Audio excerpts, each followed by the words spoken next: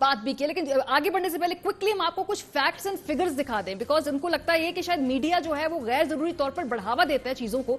तो ये हमारे पास सस्टेनेबल सोशल डेवलपमेंट ऑर्गेनाइजेशन की जो रिपोर्ट है, ये मैं आपको दिखाना चाहती हूँ कि तंजीम बराए पायदार मुआशी तरक्की 2020 की पहली शशमाही रिपोर्ट है, और उसके जो दादोशुमार है जरा देख लीजिए, आपके होश उड़ जाएंगे। खवातीन के साथ ज्यादती और इस्तेसाल के दादोशुमार में मीडिया में जो रिपोर्ट होते हैं वो सिर्फ 1356 है।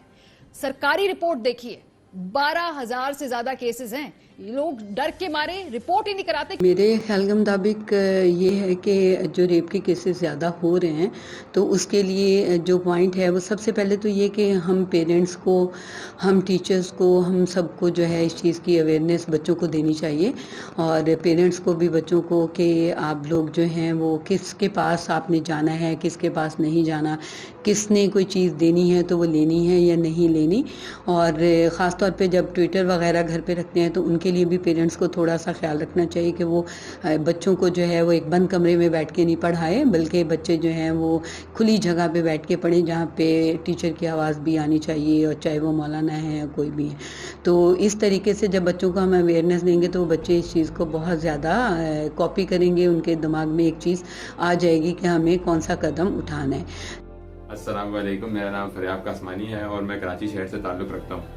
तो आज मेरा ओपिनियन रेप केस को प्रिवेंट करने से ये है कि हम अपने बच्चों को सेक्स एजुकेशन का बता सकते हैं कि अगर हमारी फीमेल्स को या बच्चियों को कोई भी अगर हाथ लगाए या कोई इस तरह का कोई चीज़ करे तो हम दूर रहें उन चीज़ों से। और बाकी हम अपने बच्चों को हेल्थ एंड फिटनेस की तरफ लेकर जाएं कि वो कुछ मार्शल आर्ट सीखें या किक बॉक्सिंग सीखें या नॉर्मल बॉक्सिंग ही सीख लें कि वो अपना डिफेंस कर सकें। और दूसरी चीज़ ये कि हम उसे डिफेंस, हमारे जो घर के बड़े हैं वो अपने पास कोई वेपन वगैरह रखें, और एक लाइसेंस सिस्टम आना चाहिए इसमें ताकि हम सेफ रह सकें। Thank you so much. अस्सलाम वालेकुम, मेरा नाम अली खान दुरानी है और मैं एक फिल्म मेकर हूँ।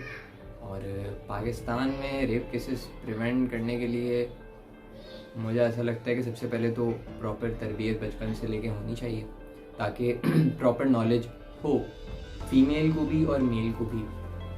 और जहाँ तक सेल्फ डिफेंस की बात है तो देखें, मैं ये समझता हूँ कि सिर्फ फीमेल्स का ही साथ रेप्स नहीं होते और उनके साथ ही बुरा नहीं होता, मेल्स के साथ भी ये सब कुछ हो रहा होता है। तो ये एक जनरल लेवल पर है, ये इसमें हम किसी एक ही सेक्स के ऊपर रख के नहीं ये बात कर सकते। तो ऐसे में सेल्फ डिफेंस होना ज़रूरी है, मर्द के पास, औरत के पास, दोनों के पास। आजकल के दौर में औरत के पास तो देखें लाजमी होना बहुत ज़रूरी है, एंड उनको कुछ मार्शल आर्ट्स भी करवाई जाए तो आई गेस अच्छा रहेगा, क्योंकि बहुत नीच लोग हैं आज।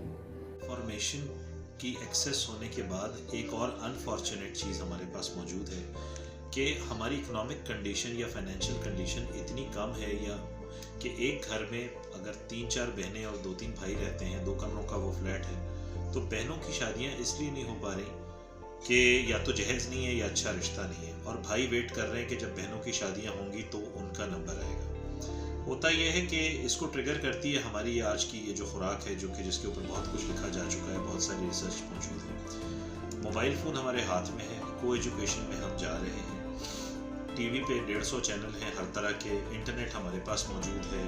इन तमाम चीज़ों की मौजूदगी में साइकोलॉजिकली आप प्रिपेयर होते हैं या फिज़िकली आप प्रिपेयर होते हैं कि दीनी तौर पे भी आपकी शादी होनी चाहिए, लेकिन जब नहीं होता तो आउट ऑफ फ्रस्ट्रेशन आप एक ऐसी बीमारी का, एक ऐसे साइकोलॉजिकल कंडीशन का शिकार होते हैं जहाँ पर कि आप बहुत सारे ऐसे स्टेप ले लेते हैं जो कि नहीं होने चाहिए थे। अब इसकी प्रिवेंशन के लिए या इन चीज़ों के लिए अगर आप कोई लॉज बनाते हैं और उसमें किसी को फांसी देते हैं या किसी को संसार करते हैं या मारते हैं, तो आपने कॉज को ख़त्म नहीं किया, आपने रेपिस्ट को या जिसने वो क्राइम कमिट किया उसको ख़त्म किया। तो सबसे पहले हमें देखना होगा कि इसका प्रिवेंशन हो किस तरह सकता है। इस मेंटल या साइकोलॉजिकल इलनेस की कॉजेज़ मैंने आपको बताई।